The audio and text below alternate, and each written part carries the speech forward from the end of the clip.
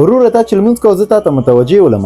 په قیام کې د اسمان ته کتلې، کله د یو خوا بل خوا ته به وکتلې، او په رکوع کې د بیا د سجدې ځای ته کتلې، او په سجده کې د بیا سترګې پټې نیولې وې، او په قاعده کې د بیا مخامخ کتلې. ولې لمونځ مې غلط و؟ نو څنګه کوم ځای ته مې کتلې وې؟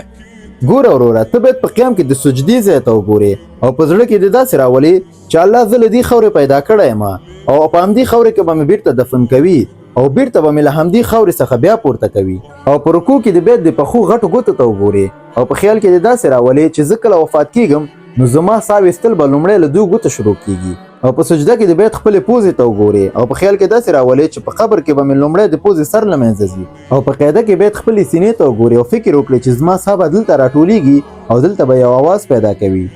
خو وروره دا خو مستحب عمل دی، کوي کړي کوي نه کړي هیڅ پروا نه لري.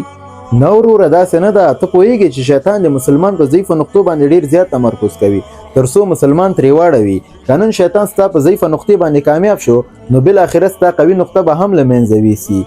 نن که شیطان په تا باندې مستحب پرېږدي نو سبا به په تا باندې فرض او سنت هم پرېږدي.